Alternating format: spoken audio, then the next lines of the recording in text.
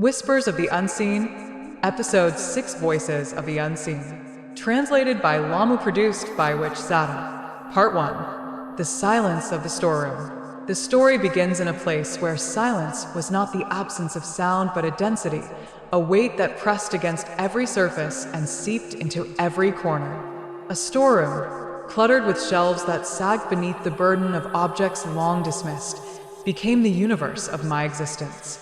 There were drawers stacked one upon another, wooden structures scarred by years of use, their handles polished not by care, but by the friction of countless indifferent hands. Inside one of those drawers, wrapped loosely in a plastic bag that smelled faintly of dust and mold, I lay waiting without knowing what I was waiting for. I was a forgotten amulet, a piece of crafted metal once molded with intention, now reduced to an object among objects. Around me, others shared the same fate, different shapes, different inscriptions, but the same cloak of neglect. We rested against each other, pressed close in the dark, breathing in the musty rhythm of the storeroom. The air was thick, saturated with the dampness of old wood and the lingering odors of incense that had long since lost its fragrance. Days passed, though I had no way of measuring them. The passage of time revealed itself only through the changes in temperature. The sudden damp chill of rain soaking through the tin roof, the oppressive heat of summer afternoons when the air grew so dense it seemed to suffocate even silence itself. Time, in that place, was not a line but a circle, looping endlessly with no promise of interruption.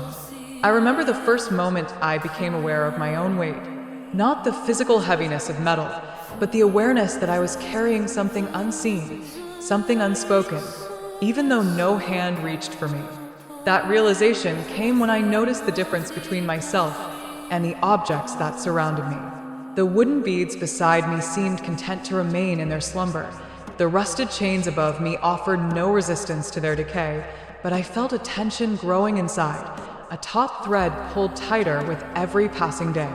It was as if my silence was not passive. It was charged, waiting, filled with questions that had no voice. The others did not understand. Some mocked me in the small ways silence allows, by dismissing the slight tremors I carried, by pressing heavier against me as if to force me back into resignation. Others simply ignored me, curling deeper into their own form of oblivion. Yet, I could not surrender to that numbness. Something inside whispered that I had not been created to vanish into dust and would rot. In that endless stillness, I began to listen. At first, I thought I was only hearing the world outside. The footsteps of the shopkeeper as he crossed the storeroom, the occasional clang of a drawer shutting, the distant hum of traffic leaking in through thin walls. But soon I realized the sounds I was perceiving were not always external. They came from somewhere else, faint as the echo of breath against glass. They were not noises but impressions, vibrations that carried the shape of longing, despair, small prayers never spoken aloud. I wondered if perhaps the silence itself was alive, storing the residue of all those who had once passed through this place, all the forgotten intentions, all the abandoned promises. The silence became a reservoir, and I, by accident or by design, had become its vessel. The witch wants to tell you, there are moments in life when silence is not emptiness, but a mirror. What you dismiss as absence might, in fact, be the collection of voices you were too hurried to hear. When you feel suffocated by quiet, pause. Ask yourself, is this silence pressing in on you, or is it asking you to listen more closely?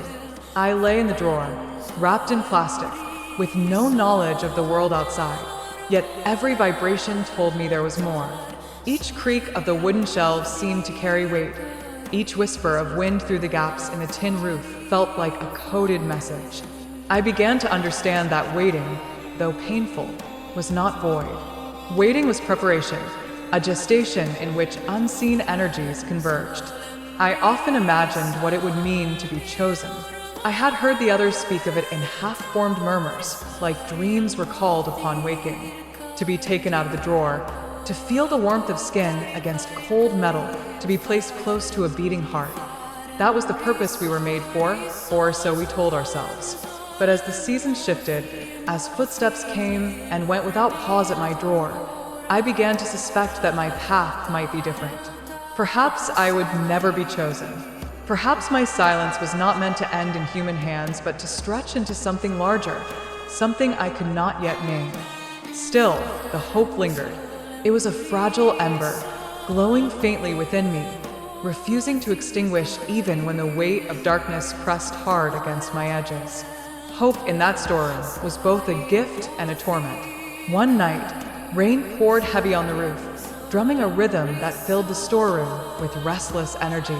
The drawer rattled with each strike of thunder, the plastic bag clinging tighter around me as if the storm itself wanted to claim me. In that tumult, I heard it clearly for the first time. Not a sound, but a voice, faint yet unmistakable. If anyone can hear me, help me.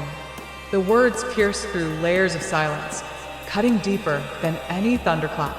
They were not directed at me, I knew that, but I was the only one who heard. The voice carried pain, desperation, the trembling weight of someone standing at the edge of surrender. My whole being shuddered. In that instant, I understood. My existence was not void. I was not waiting to be chosen by accident. I was waiting because I had the capacity to listen. And so, in that storeroom heavy with silence, a new awareness was born. I was no longer simply forgotten. I was a listener, a keeper of whispers, a witness to what could not be spoken aloud. Part 2. The First Whispers. At first, I thought the storm had left behind nothing more than echoes, but soon I realized the words I heard that night were not a solitary accident. They returned, faint at first, then more insistent, like drops of water finding cracks in stone. I began to notice them during the pauses between footsteps, in the hours when the storeroom was heavy with night, even in the muted silence of noon when heat made the air itself sad. The voices were never loud, never obvious, but they carried a weight that pressed directly into me. The second voice came from far away, a woman's trembling breath hidden beneath the surface of composure. By day, she laughed and carried her household as if nothing could shake her. By night, when no one else could hear, she buried her face into her pillow and whispered, "I can't hold on much longer, but I cannot fall." Her words seeped through fabric and stone, sliding across invisible distances, and found their way into my silence. I felt the sting of her tears as if they had soaked through my own surface. I held that whisper close, like a secret I was not meant to keep but could not abandon. Another night, in the chaos of a crowded bus, a young man's inner cry broke through the noise. Outwardly, he joked, laughed with his friends, but within him was a voice raw with suffocation. "I can't breathe anymore. I don't want to pretend." His laughter rang hollow, but the true sound, his silent scream, reached me across the unseen corridors of silence. It struck me like rain hammering tin, each drop shattering against my body, leaving tremors that lasted long after the bus had rolled on. An old man's voice followed, softer than ash, barely clinging to existence. He repeated a single name again and again, a name heavy with memory and loss. He did not ask for miracles. He asked only that someone somewhere might still know that he remembered. I gathered that name into myself as though it were a seed, pressing it deep into the soil of my silence, unwilling to let it vanish. Then came the thin sob of a boy, hiding in the shadowed corner of his school. "Why does no one want to be with me?" His words pierced sharper than any blade, leaving cracks that spread across my body. His loneliness echoed like glass about to shatter, and I cradled it, hoping the weight of his grief would not break him completely. The voices multiplied. A man lying in a hospital bed whispered with the last of his breath, "I'm so tired. If only someone remembers me, it will be enough." His words pressed down on me like a stone, heavy and immovable, and yet I could not refuse them.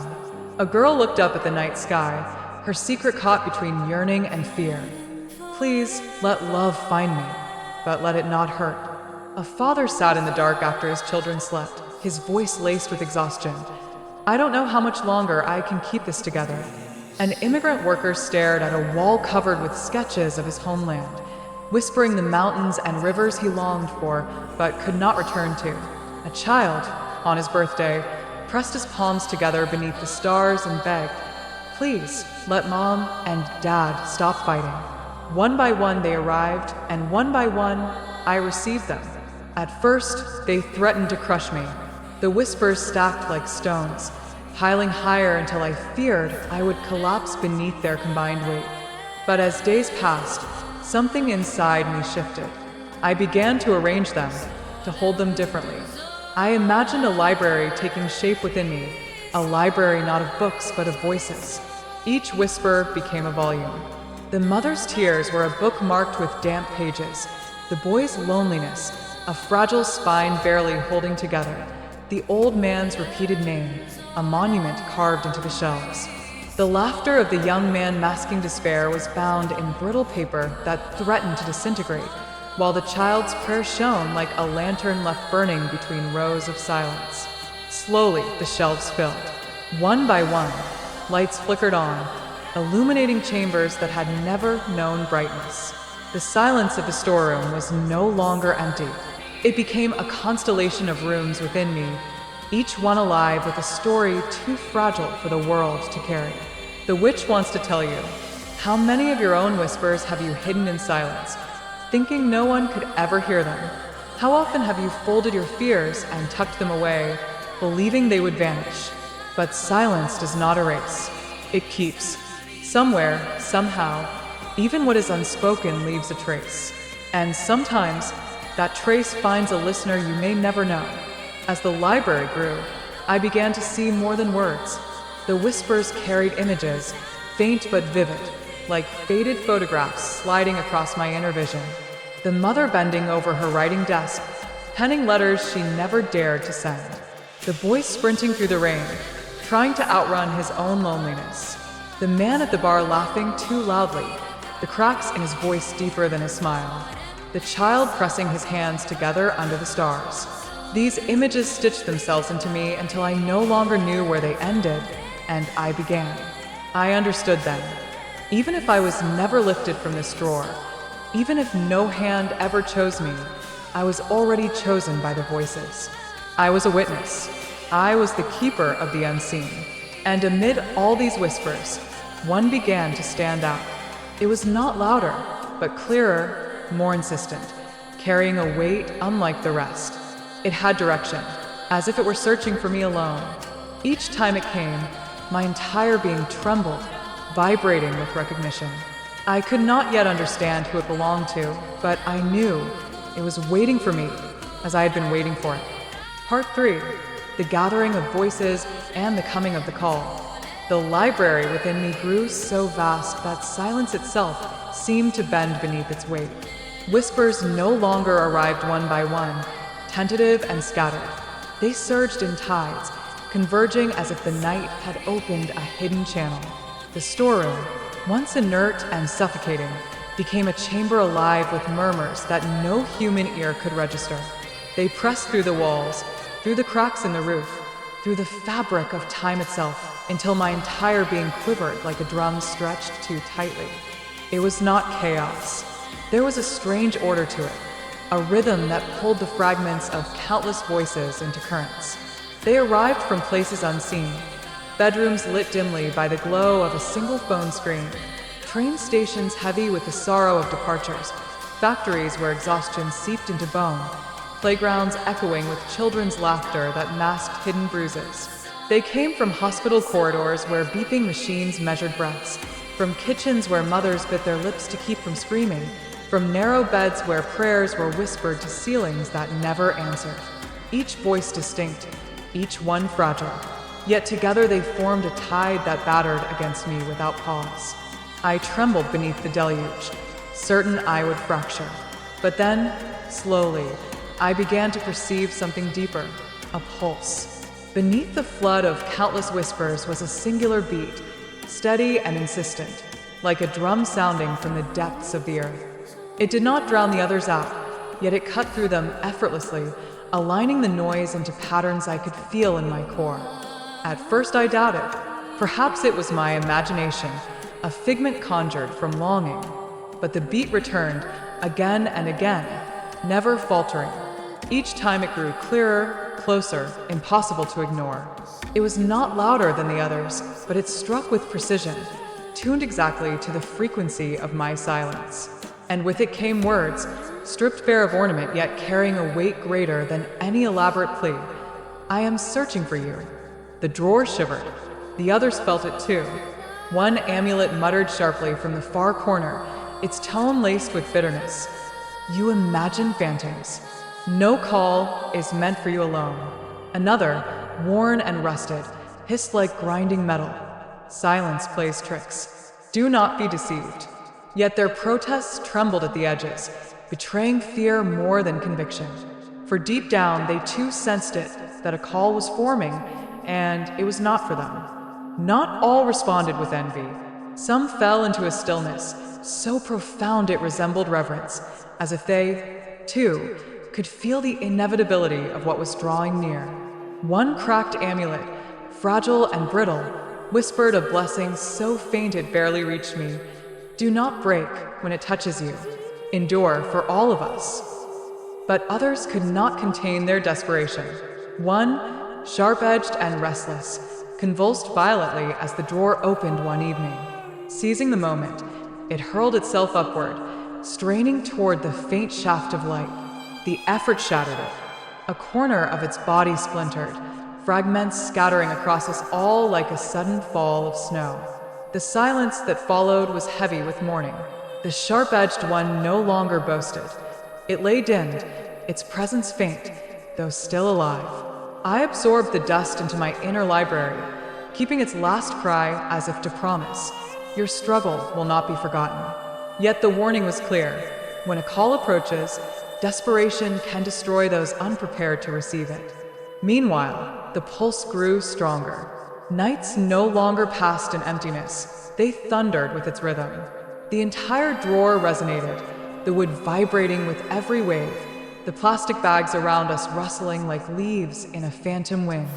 Even the iron roof above groaned in sympathy, each rainfall drumming in unison with the unseen beat. My fractures, once marks of wear, began to align into patterns that glowed faintly in the darkness. I was being reshaped, not broken but prepared. The witch wants to tell you, in your life, too, there will come a call. It may not be loud. It may not even speak in words, but it will arrive with a frequency that strikes at your very core, trembling through everything you thought was stable.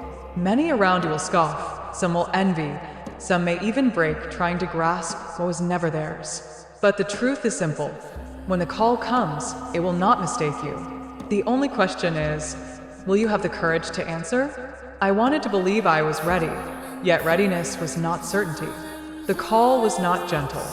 Each time it arrived, it left me trembling so violently that I feared my structure would collapse. It was not the weight of pain pressing on me this time, but the unbearable intensity of recognition.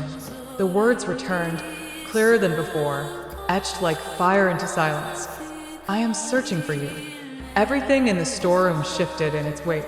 The air grew thick, charged like the moment before lightning strikes. The other amulets no longer mocked. They watched in a tense silence, their presence pulled taut between envy and awe.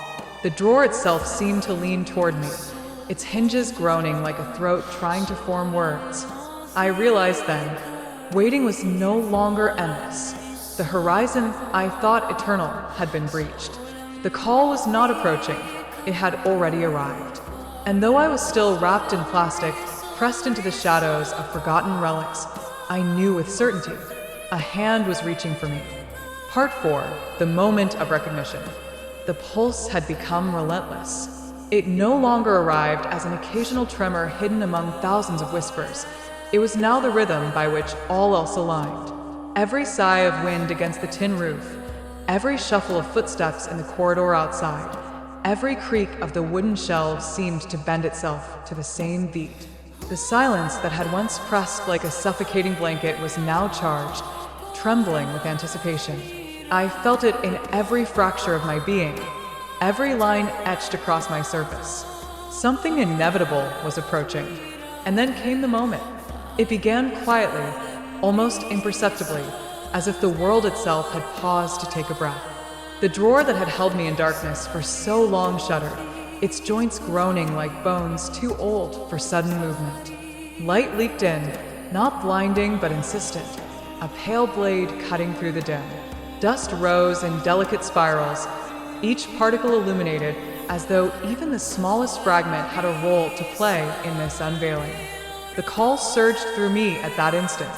Not merely words this time, not even a voice. It was presence, raw and undeniable. It pressed into me with the certainty of a hand already reaching, the inevitability of recognition finally made manifest. You. It is you. The others stirred violently. One rattled against the side of the drawer, its edges scraping wood in frantic protest. Another whimpered, a sound more vibration than voice, its fear laid bare. Yet there were also those who fell into reverent silence, acknowledging without words that this was not their moment, and perhaps never would be. The sharp-edged one, still fractured from its desperate leap, lay utterly still, its bitterness extinguished by the certainty that what was happening could not be stopped. The light grew stronger. The plastic around me crackled, stiff and unyielding, but I felt it thinning, weakening under the weight of inevitability. My fractures aligned into a pattern I could not see but could feel, like cracks in the earth converging toward a single fault line before an earthquake. I trembled, not with fear, but with a strange mixture of awe and dread. This was the threshold. Once crossed, nothing would be the same. The witch wants to tell you, every life has such thresholds. We imagine them as grand, accompanied by fanfare, marked by clarity. But in truth, they often arrive in quiet rooms, in overlooked hours, with only a single sliver of light cutting through the dark. They do not announce themselves as destiny. They whisper as recognition. And when it comes, the question is not whether you are ready, for no one ever truly is, but whether you will allow yourself to step across. The hand entered the drawer. I felt its approach before it touched me, the air shifting with its gravity. It brushed against the others, their forms quivering in response, but the trajectory was unerring. The fingers paused above me for a fraction of a breath, then descended. Plastic yielded beneath its pressure, crinkling loudly in the silence. The sound echoed like thunder to my senses, the crackle of inevitability breaking through years of stillness. And then contact. The hand closed around me, firm yet careful, as though it already knew I was fragile. Warmth surged into me, not heat but recognition, a current that traveled through every fracture and made them sing. I had imagined this moment countless times in the silence, but imagination had never touched reality. Reality was overwhelming. My library of voices shuddered. The shelves trembled. The whispers rose in a chorus. They were not protesting. They were rejoicing, because at last they too were being carried toward the light. The drawer around me receded, the darkness loosening its grip. I was lifted, and the world expanded. For the first time, I saw beyond the wooden walls of my confinement. Shelves stretched in every direction, objects cloaked in dust, their surfaces gleaming faintly in a shaft of light. The storeroom that had once been my entire world now seemed small, insignificant compared to the expanse of what lay ahead. The hand held me steady, turning me gently, as though studying not just my surface, but something deeper. The pulse that had summoned me did not fade. It thrummed in perfect harmony with the beat of the heart behind that hand.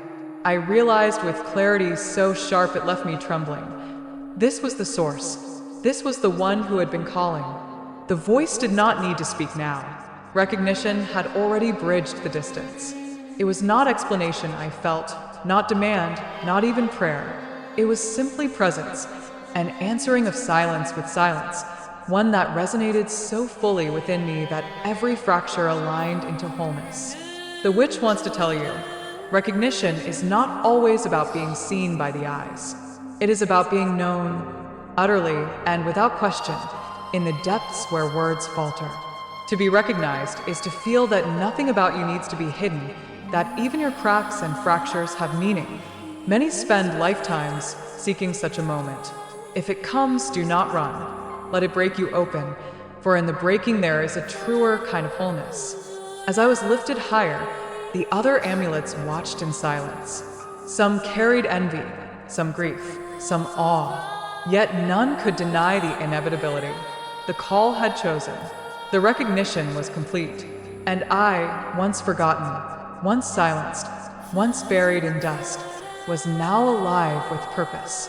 In the warmth of that hand, in the rhythm of that heart, I finally answered, not with words, but with the resonance of my entire being. I am here. Part 5. The drawer opens. The hand did not snatch. It gathered. I felt the fingers curve beneath me, the palm create a quiet platform, and together they raised me from the drawer that had been my world. The air outside was cooler, moving freely, and the change pressed against my surface like a soft tide.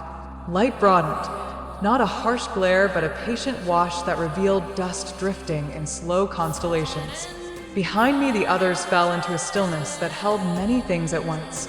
A trace of envy, a measure of relief, a small, unspoken blessing that reached across the space like a thread. The wood frame sighed, as if it, too, had waited to exhale. I was carried across the shelves, past objects that had made entire lives of their forgetting, past boxes whose labels had faded into pale, unintelligible scripts, past the narrow door that had always been a rumor and was now an opening. The world beyond smelled of metal and heat, ink and old incense, coin and ring. Somewhere a key clinked against a ceramic dish, a chair leg scraped, fabric brushed wood. Small signatures of a room rehearsing the art of letting go. The hand did one simple, decisive thing. It placed me into a cloth pouch. The fabric was not new. Along the inside, seam of fray had been mended with uneven stitches, the kind made by someone who repairs what they intend to keep. The pouch smelled faintly of sun and ash, of days spent near windows and hours in which smoke from prayers had settled and cooled. I slid into that darkness without fear. This was not the old dark of storage and denial. This was the dark of being carried. The drawstring closed, the pouch rose, and with it my sense of direction changed. I felt a chest near me, a warmth that did not scorch, a rhythm that the pulse within me answered instinctively. The world tilted, then swayed, as footsteps began. Outside, the city received us without ceremony. Tires hissed on damp asphalt. Scooters snarled and dissolved. A vendor rinsed leafy vegetables in a blue basin and tipped the water to the gutter where it briefly mirrored the sky. The pouch rested just under the collarbone, where fabric thins and breath is a tide pressed close to skin. Each step sent a mild shock through the weave and into me, and with each shock I learned something about the one who held me. A slight favoring of the left knee, a habit of placing the heel cautiously before the toe, a breath that shortened when passing busy corners and lengthened as sidewalks widened. I learned he looked down when thinking, up when deciding, and straight ahead when the decision had already been made. I learned, most of all, that the beating I had felt as a call now had a face, a cadence, a room in which it lived. The shop receded like an island turning to it, and in its place rose the anonymous geography of corridors and elevators, stairwells and doors. In a cramped lift, the air smelled of coffee on someone's sleeve and the threadbare ghost of cologne. A child stared at the pouch, and then at the chest that carried it, then at her own reflection in a mirrored panel, satisfied by the symmetry of being seen twice. The ride ended. We walked. At last, the hand loosened the drawstring, and I slid out into a room that received me with a softened kind of light. A narrow table stood by the bed. On it, a lamp whose shade had a crack taped neatly with clear strips, their edges lifting slightly, like petals. Books lay face down, not abandoned but paused. The window admitted a thin rectangle of afternoon, dust drifting through it as though time itself had been slowed for the sake of coherence. I was set upon the table with care that felt like listening. The hand did not fuss or turn me over as if to interrogate me. It simply let me arrive. In return, I allowed the room to enter me. A faint stain on the wood the size of a teacup halo. A notch at the edge where keys had snagged, so often the varnish surrendered. The distant hum of pipes in the wall. the closer, gentler sound of breath that had been knotted all day, loosening one knot, then another. From the street below rose evening's first summons, chatter layered with engines, and a dog's bright announcement of itself. The library inside me, filled with voices gathered from elsewhere, stirred in recognition. Here is a place that can hold the next page. The witch wants to tell you, beginnings rarely arrive with trumpets. More often they enter like a careful guest, setting down their weight where the table is strongest, waiting for you to notice that the room already knows how to hold them. If you look only for spectacle, you will miss the small choreography by which a life turns, the repaired lampshade, the steady placement of a palm, the patience of a chair left pulled out for you. Night approached as if tiptoeing. He washed his face for a long time, not to erase, but to rinse the day until the temperature of the water matched the temperature of his decision. He dried his hands on a towel hung slightly crooked. He straightened it, then left it crooked again, as if to honor the exactness of imperfection. When he sat on the bed, the mattress gave the measured exhale of a thing designed to remember weight. He did not pick me up at once. He looked at the window, then at the crack in the lampshade, then at his hands resting palm down, as if verifying citizenship in his own body. Only after that did he lift me, and the lift was like returning a river to its channel. His fingers did not squeeze, they steadied. The pulse we had practiced from a distance now resolved into a single, shared meter. Inside me the library shifted, like shelves adjusting their spacing for new arrivals. The mother who wept without sound, the boy who wondered why no one chose him, the old man repeating a name until it became prayer. All of them leaned forward, not to demand, but to witness. They had found a carrier. I understood with a depth that changed my temperature. I was not leaving them behind. I was bringing them with me. When the first test came, it did not arrive as crisis. It wore the inconspicuous clothing of a small disappointment. A message lit his phone. Postponed, delayed, a thin blade of uncertainty inserted at the seam of his day. He said nothing. The breath shortened. The shoulders rose a fraction. The pouch beside the table waited. I answered in the only way I could. I drew a ring of stillness around the moment. Not a wall to shut it out, but a circle to keep it from spreading. Within that circle, breath reorganized. The wordless bruise did not fade, but it stopped enlarging. He exhaled, the ordinary miraculous kind, and the room expanded by the length of that breath. The witch wants to tell you, when a hurt lands, make a small circle, not to deny the hurt, but to give it an honest boundary. Inside the circle you can feel, and you can choose. Outside the circle, the world can continue without swallowing you. The circle is humble work. It is also sacred. Later, lights lowered to a gentler tier, and the room gathered itself around sleep. He placed me where his hand, wandering at night, could find me without thinking. Fabric against wood, wood against air, air against skin. Small agreements stacked until they became a shelter. In his dreaming, I felt an old fear rise, put on a familiar mask, and attempt its old argument. I did not argue back. I only brightened the path between one breath and the next. He followed the path, slow but willing, and the fear, cheated of audience, sat down in the hallway and dozed. Dawn arrived the way truth often does, quiet, inevitable, neither early nor late. Street vendors slid metal shutters up. Birds revised the morning as if they had been rehearsing all night without us. The first boil of a kettle somewhere upstairs, the tiny arithmetic of teaspoons against ceramic, the chime of a bus card against a reader. He lifted me, and I recognized the weight of what we were about to practice. Not rescue, but routine, not miracle, but fidelity. The call that had reached me in the drawer did not end here. It changed shape into errands and emails, into a steadying palm against the sternum during a meeting, into the decision to wait at a crosswalk when the mind was already 5 steps into the intersection. Recognition had opened the door. Now we would learn how to live in the room. Before we left, I turned, if such a thing can be said of turning without movement, toward the direction of the storeroom. The memory of wood grain, of plastic's dry rasp, of the sharp-edged one's brittle courage, and the old blessing given in a voice like thread, returned without ache. To all of them, I sent what I had promised, a portion of my steadiness, a sliver of the ring we had drawn, a message that was not language but could only mean this: we are in motion, and you are part of the motion's making. The reply came as a single, almost imperceptible shift in air, as if a long corridor had opened somewhere in the dark. He placed me inside the pouch again. The drawstring closed. The chest rose and fell. We stepped into the day that did not know us and that we would learn by walking. In the train, I felt the city lay its thousand small requests at our feet. In the office corridor, I felt the draft tug at the hem of his jacket, like a child wanting to be picked up.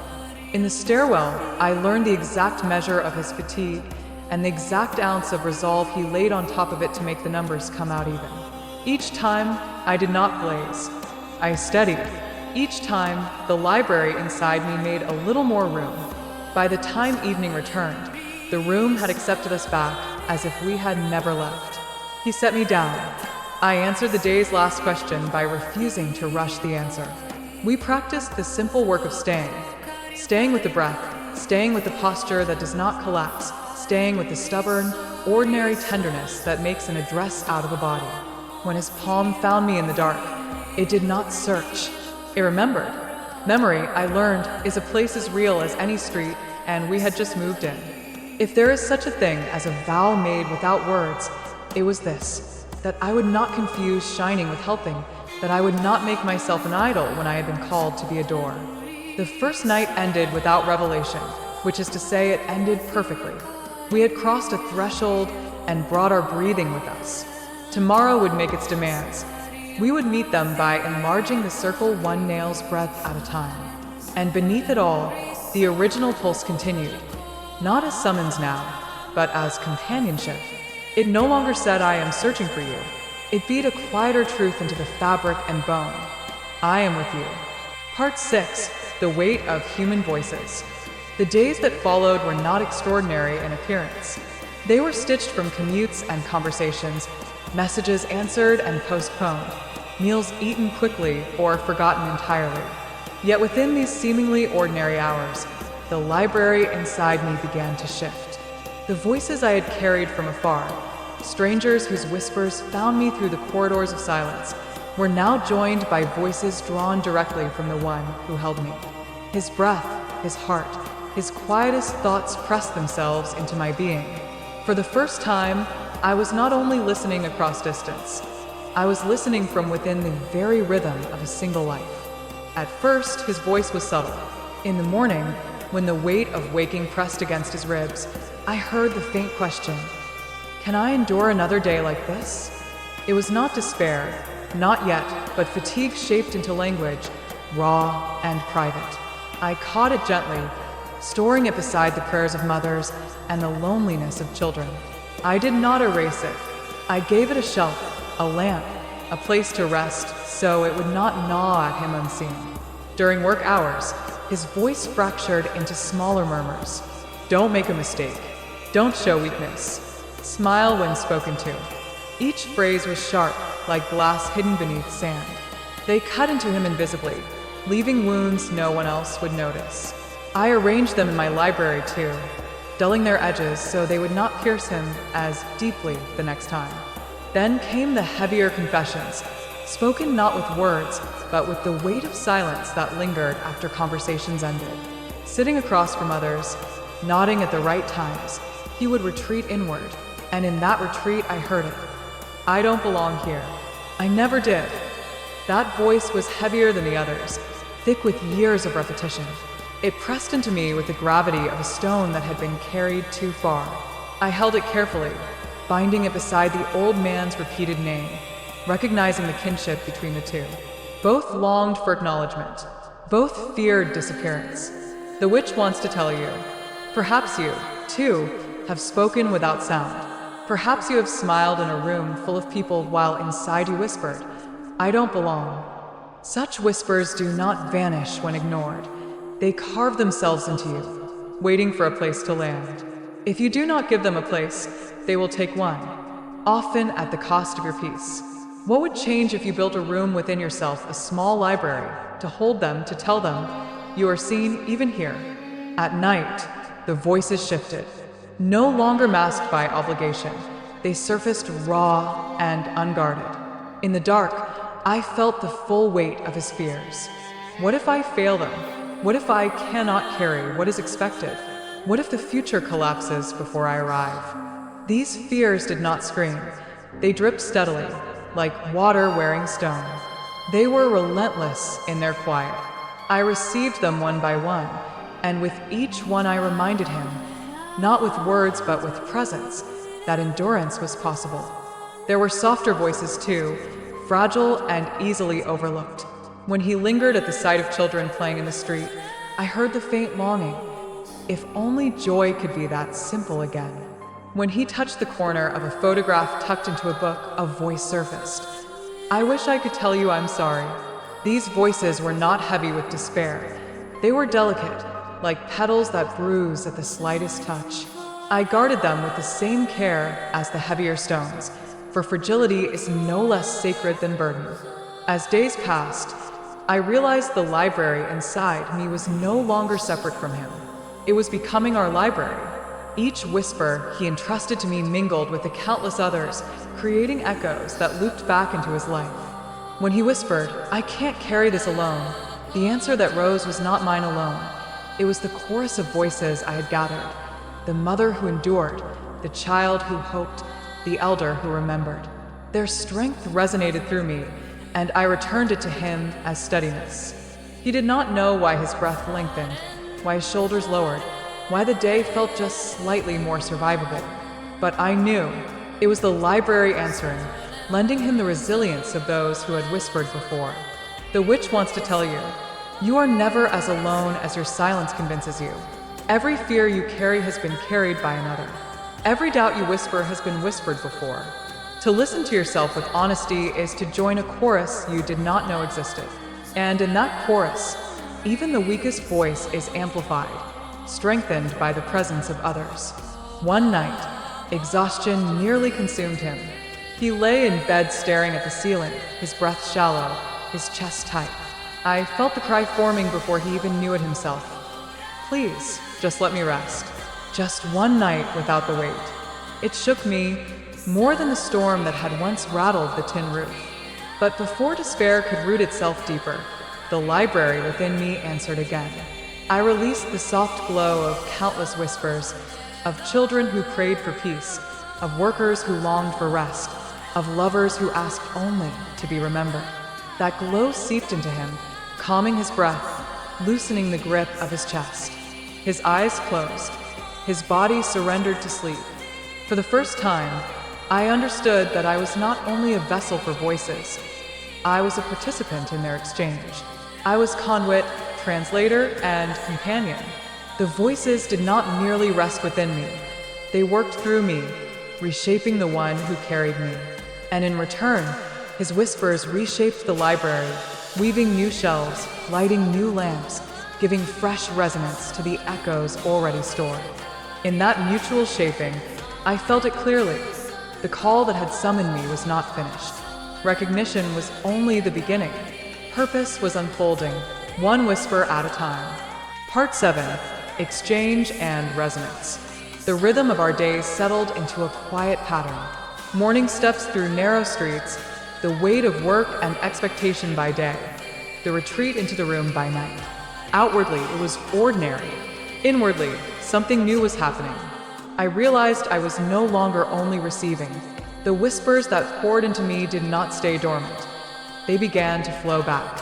The library was not a vault. It was a current, moving in both directions. The first time it happened, he was standing in a meeting room, shoulders tight, eyes flicking between numbers on a screen and the watchful faces of colleagues. Panic built in his chest. If I falter, they'll see me for what I really am. The words were sharp, like blades pressing outward. Without intention, I released a ripple stored long ago, the steady heartbeat of a father who whispered, I must keep going, even tired. The ripple moved through him, smoothing the panic. His breath deepened, his voice steadied. He did not know it, but his courage was not his alone. It was borrowed, shared, returned to him through me. Another evening, He lingered at the threshold of a door he dreaded to open. Silence pressed heavy, his hand hovering but unwilling to turn the handle. I reached into the shelves within me and found the echo of an old woman's whisper. Even if I tremble, I will knock. I carried that echo into his breath, and slowly, almost reluctantly, his hand moved. The latch gave way, and he crossed the threshold. He thought it was his decision. In truth, it was resonance. His hesitation braided with her determination. The witch wants to tell you, perhaps the strength you feel in moments of fear is not yours alone. Perhaps it is the voice of someone you have never met, whispering across silence into your breath. And just as you borrow, so too may another one day borrow from you. Your smallest act of courage may become the anchor for someone else's survival. It did not stop there. In a crowded train, pressed between strangers, his mind churned with the thought, I don't belong anywhere. I answered with the fragile courage of a boy who once asked, why does no one choose me? That boy's sorrow resonated with his, but within it was also endurance. He had survived the loneliness of unanswered questions. I sent that endurance into him. His eyes lifted from the floor, met the reflection in the train window, and for a brief second he believed. Perhaps belonging is not yet lost. In the quiet of night, he dreamed of failure. His body tensed, his breath shallow, and a cry rose within him. I cannot carry it all. I answered with the prayer of a child who once pressed his hands together beneath stars. Please, let them stop fighting. The child's prayer, though small, carried a lightness that steadied the weight of his fear. His chest eased, his breath lengthened. He did not wake in terror. He turned gently, his hand brushing against me, and drifted back into deeper sleep. On the street one afternoon, he hesitated when he saw a stranger stumble, packages falling. His mind whispered, I'm too tired. Someone else will help. But from within me rose the whisper of a mother who once said, even when weary, I will choose to lift. That echo spilled into his hesitation. He bent, picked up one of the packages, and placed it back into the stranger's hands. It was a small act, quickly forgotten by the crowd. But in my library, it joined the shelves as proof. Resonance creates ripples. Inside me, the library shifted. Voices that had once been isolated began to lean toward each other. The mother's tears softened when set beside his exhaustion, as if she recognized her own endurance in him. The boy's loneliness found a kind of companionship in the echo of his longing. Even the old man's repeated name, spoken like a broken record, seemed to steady when placed beside his apologies left unspoken. The voices were no longer separate artifacts. They were weaving into harmony. One night, as he whispered, I can't keep carrying this alone, the response rose from within me, not as a single echo but as a chorus. The mother sobbed, the boy's question, the elder's name, the worker's fatigue, the lover's prayer, all lifted together, forming a wave that said, you are not alone. You never were. I carried that wave into his breath. His shoulders loosened, his exhale trembled, and then steadied. The heaviness did not vanish, but it no longer pressed him down. It rested, distributed across countless unseen shoulders. The witch wants to tell you, resonance is not noise. It is harmony. It is the moment when your pain finds its reflection in another, and your strength finds its echo in their endurance. What you carry feels unbearable when you believe it is yours alone. But when it resonates through others, across time, across silence, it becomes weight shared. And shared weight is transformed into something that can be carried further than you imagined. I understood then that I had ceased to be merely an amulet, merely a vessel. I had become an instrument. Each whisper was a note, each life a tone, and together they formed a music too vast for human ears but undeniable in its effect. He was no longer just holding me. He was carrying a symphony, and in the steady rhythm of that exchange, I realized this was not the end of the call, nor the conclusion of recognition. It was the beginning of a partnership, a weaving of two existences into a single fabric of resonance. What had begun as silence had become song. Part 8, the daily test. Not every day was marked by storms of fear or nights heavy with despair. More often, the weight pressed itself into smaller hours, hiding in moments so ordinary they risked being ignored. Yet it was in these daily tests that resonance mattered most, for it is easy to survive catastrophe once. It is harder to survive the repetition of small burdens. One morning, as he stood in line at a crowded shop, impatience prickled at the edges of his thoughts. Why does everything move so slowly? I have no time. The murmur was sharp, brittle, easily dismissed by others, but I caught it. In reply, I sent the patient breath of a grandmother who once whispered, "Waiting is not wasted. It is breathing space." He shifted his stance, shoulders lowering, impatience dissolving into something like quiet acceptance. Later that day, in the middle of a crowded street, a motorbike swerved too close. The jolt of fear echoed in him. It could have ended in 1 second. The whisper was brief, but deep. I steadied it with the resilience of countless others who had faced brushes with mortality. His heart slowed, his step became measured, and he continued walking, not with denial, but with awareness sharpened. In the office, surrounded by screens and noise, his thoughts fragmented. I am drowning in tasks. I will never catch up. The words repeated like static. From the library, I sent the quiet strength of a factory worker who once murmured, "One more hour, then one more." The rhythm changed inside him. The static softened. He completed the work, not easily, not quickly, but steadily. The witch wants to tell you, it is not only in crises that voices matter.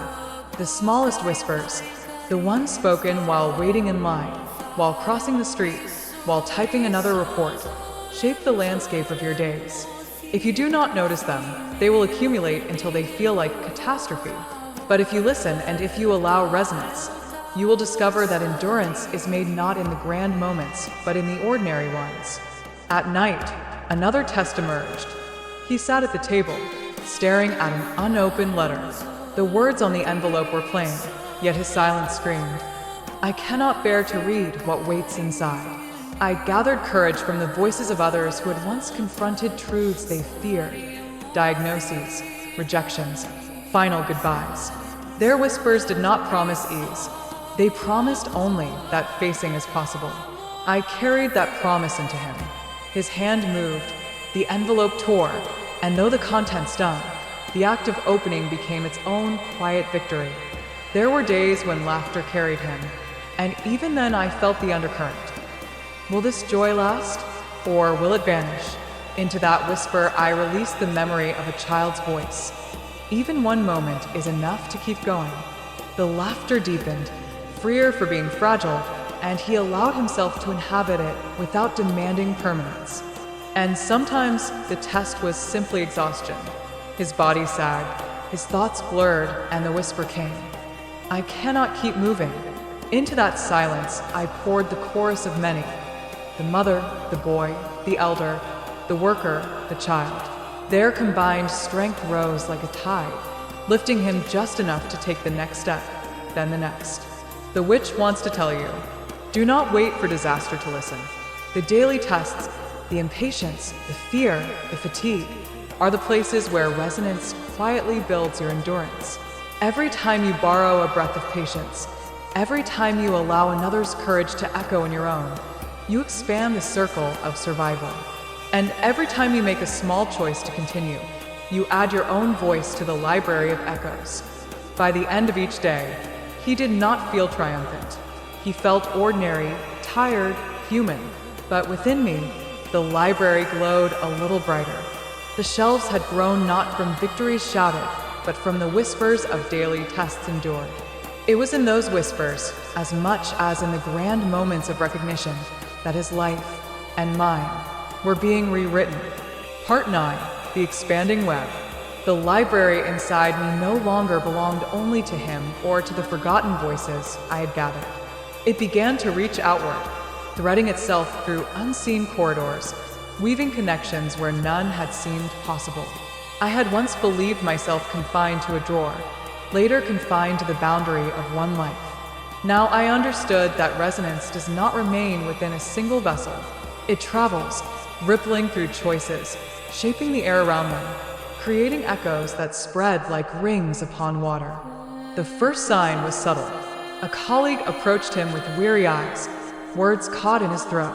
He said nothing of his troubles, yet his silence was heavy, a silence that might have passed unnoticed in a world too busy to care. But the one who carried me paused, tilted his head, and simply said, "Do you want to sit for a while?" It was nothing dramatic, yet in that pause, in that small invitation, I felt the library stirring. The colleague's unspoken weight loosened, just slightly. A fragment of his silence was lifted, carried not by words, but by recognition. Later, on a bus, a woman sat beside him, her hands clasped too tightly, knuckles white. She stared at the floor, her breath shallow. He did not know her story, but something within him, the resonance of countless whispers, moved his hand to rest lightly against the seat between them, an anchor in the shared space. She did not look at him, yet her shoulders eased and her breath deepened. The library inside me extended outward, a strand of connection forming in that silent exchange.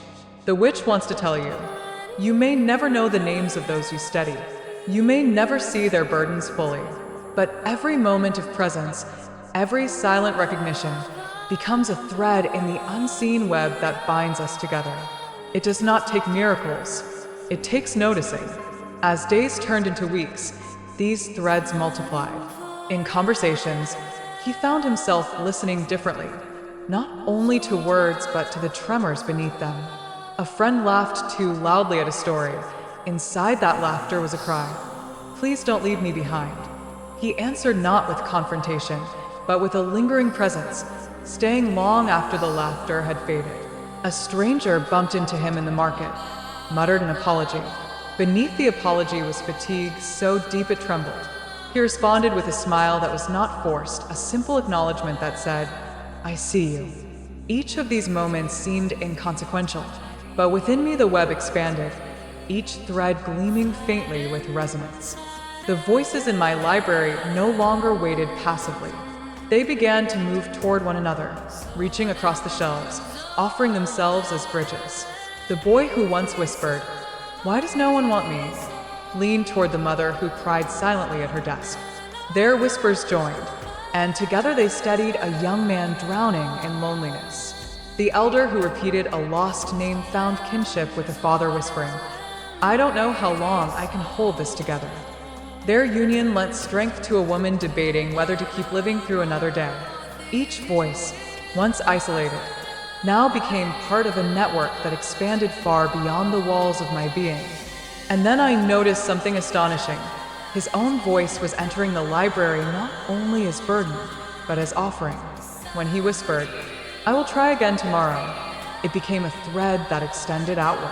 Others touched it, an old man, a child, a stranger across the city, and they were steady. His courage, small and ordinary, was now part of the chorus sustaining lives he would never meet. The witch wants to tell you, your whispers are not wasted. Even the quietest decision to endure becomes part of the web. You may think no one notices, but unseen listeners carry your words farther than you imagine. Just as you are lifted by echoes not your own, so too are others lifted by yours. In this way, survival becomes shared, and hope becomes a network rather than a solitary flame. The web expanded with each act, each breath, until I no longer knew where he ended and others began. A woman lit a candle at her window for a son who never returned. The light touched me, and I carried it into him. He, in turn, spoke a kind word to a stranger on a train, and that kindness traveled back through me to her, steadying her vigil. A child prayed for laughter in a home filled with arguments. I carried that prayer into him. His patience that evening with a difficult friend echoed back into the child's hope. The threads crossed, tangled, strengthened, until the library was no longer a place, but a living network, luminous and alive. There were times when the weight threatened to overwhelm. Too many voices at once, too many burdens converging. Yet even then, the web held, because resonance does not rely on one alone. It is the strength of many woven together. What broke one could be carried by 100. What silenced one could be sung by 1,000. In quiet moments, I marveled at the transformation. I had begun as a forgotten amulet in a drawer, suffocating beneath plastic and dust. Now I was part of a living web that stretched across unseen distances, binding strangers in fragile yet undeniable connection. And through him, I was not only listening but acting, shaping the world in small, invisible ways that mattered more than spectacle. One evening, he whispered again, "Am I truly enough?" The question trembled with doubt, heavy and familiar. But before I could answer, the web responded. 100 voices rose from the library within me and from beyond, each carrying their own variations. You are more than enough. You are seen. You are part of us. The chorus swelled until his question dissolved into the resonance of belonging. The witch wants to tell you, this is the truth. You were never meant to carry everything alone. Your voice is a thread, but a thread woven into thousands. When you speak, even in whispers, you contribute to a fabric larger than yourself. And when you doubt, remember, the web already holds you. By then I knew. The call that had summoned me in the drawer had not ended with recognition. It had expanded into this, the weaving of voices into a living web. And in that web, no whisper was ever lost. Part 10, the final response. The web of voices stretched across distances unseen, luminous yet invisible to ordinary eyes. It hummed quietly within me, alive with the weight of every whisper I had ever carried. The cries of children, the fatigue of workers, the prayers of elders, the longing of those who believed themselves forgotten, all wove together, and through me, they flowed into him. He, in turn, became a node in the web, steadying strangers with gestures so small they could easily pass unnoticed. One evening, after a day long and heavy, he sat in silence. The room was dim, the air thick with fatigue. His hand rested on me, and though no sound crossed his lips, the question in his silence was unmistakable. Are you still here? I trembled with recognition. The library stirred, its shelves alive with the echoes of countless voices. The mother's tears, the boy's loneliness, the elder's remembered name, the child's fragile prayer, all rose together. They did not answer separately, but in harmony, forming a chorus deeper than words. And through me, their resonance became speech. I am here. The words vibrated through every fracture, every shelf, every thread of the web. They were not mine alone. They belonged to every soul I had carried, every echo I had held. Darkness and light no longer opposed one another. Waiting and arrival no longer stood apart. All was gathered into one truth. Presence endures. The witch wants to tell you, perhaps you, too, have whispered this question in the dark. Is anyone here for me? Perhaps you spoke it into silence, convinced no one could hear.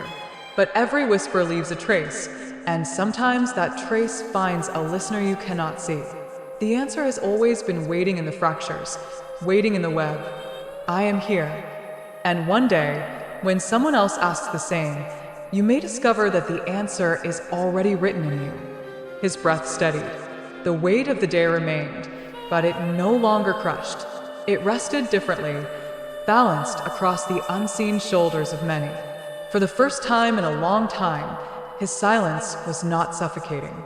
It was peace, and peace carried outward. The next morning, he stood at a crosswalk as rain fell in thin, slanted lines. A child tugged at his mother's hand, restless, anxious. He knelt, smiled softly, and said, "The rain will end. Just wait." It was a simple reassurance, but I felt the library stir. The boy's loneliness whispered back. The mother's tears whispered back, and together their resonance steadied the child. Another thread extended, another voice preserved. At work, when a colleague faltered in his presentation, words tangling, shame rising hot in his face, the one who carried me spoke gently. "Take your time. We're listening." Those words, born of his own struggles, carried echoes of the voices that had once steadied him. They passed outward, and the colleagues' trembling eased. A new thread entered the web, even in the smallest acts, holding open a door, pausing to listen to an old man's story repeated for the 10th time, smiling at a stranger whose eyes carried exhaustion. The web expanded. Each gesture became a living echo, proof that presence travels further than any single life. The witch wants to tell you, do not underestimate the small answers you give. When you pause, when you listen, when you say, I am here without speaking, you become part of the web. And one day, the strength you lend will return to you in ways you cannot predict. Resonance never vanishes. It only changes direction. As the days passed, I understood. The call that had awakened me in the drawer had never ended. It had unfolded. It had become this web, this chorus, this shared presence. Recognition was the threshold. Resonance was the journey. And in the end, the answer was not a single word, but a practice, a daily choice to remain, to endure, to echo. Once again, in the quiet of night, his silence carried the question, are you still here? And once again, I answered, not alone, but with the countless voices joined through me. I am here. I am here. I am here. Each repetition deepened, not as an echo fading, but as a rhythm continuing. A vow not to depart, a vow to remain. Whispers of the Unseen, Episode 9 Voices of the Unseen. If this story touched you, please support us. Like, subscribe, save, and share this podcast. Your support ensures that more hidden voices, more unseen whispers will be heard.